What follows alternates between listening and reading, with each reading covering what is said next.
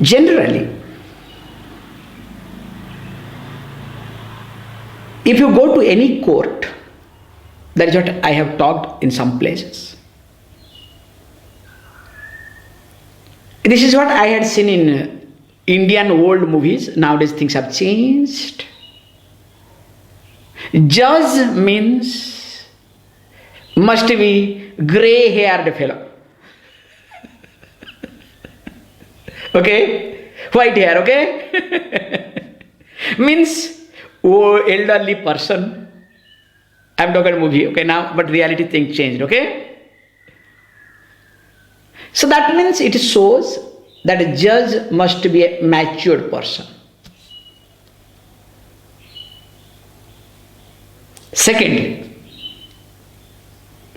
a judge, if you look at more, if you talk to judges personally, they do thankless job. Why I say thankless? It is better to be a lawyer than to become a judge, unless you have really committed a real sin in your previous life. This is the truth, this is the reality. Because a lawyer has a freedom, but a judge doesn't have. Why? Like coming back. A judge has to read both sides. Means before coming for any judgment, has to study the cases whatever have been submitted earlier. Whether it is 20 pages, 30 pages, sometimes it goes hundreds of pages, okay? Apart from that, has to listen to both the parties and understand something. Even if understanding is clear, this is the most important aspect of a judge. The judge knows that this person is wrong, but there is no evidence. There is no paper to present. Definitely, judge cannot held responsible. So that means a judge supposed to, okay, with a big quotation mark, supposed to maintain objectivity with reference to a judgment. That's why in a court, a judge is being placed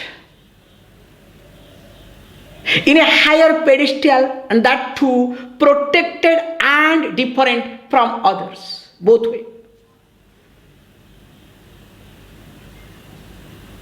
So that means it's very clear. A judge must maintain objectivity with reference to any judgment. That's why a judge cannot appear in a case where he or she finds that one of his related or her related people are part of the case. This is international law. They cannot be part of it.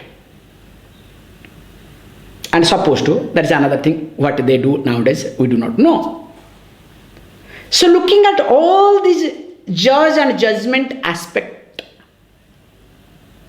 if we try to implement the same concept with reference to ourselves, I am sure we will not, neither will condemn nor will boost our ego. So always our judgment is either to boost the ego, and when ego is not able to boost it in any means, you understand, this is the dangerous part. Me as a judge cannot boost my ego in any means,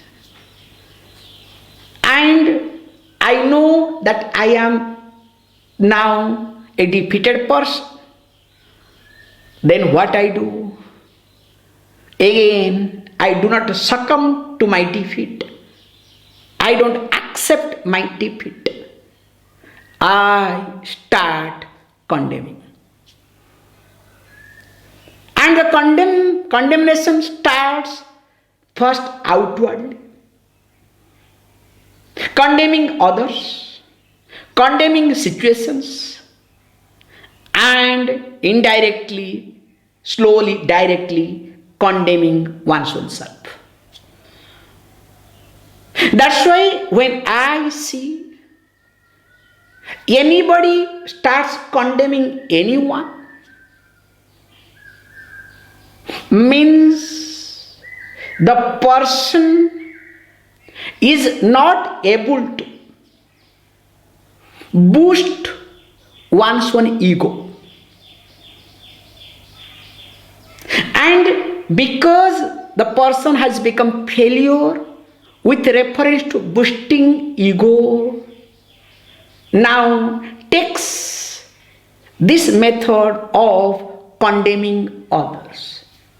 That is called different type of satisfaction, called sadistic approach.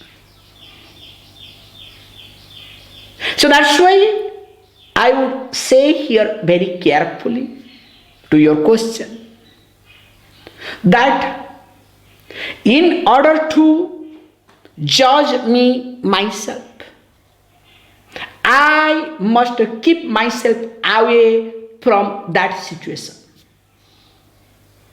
Me being part of the situation, I cannot give a verdict for that situation. So learning to keep away from any given situation is called sadhana. Learning to keep yourself from any given situation, learning to keep away yourself from any given situation is called sadhana or discipline. And the more you are disciplined with reference to this, I am sure you will judge just to communicate and convict, but not to condemn or boost. Thank you.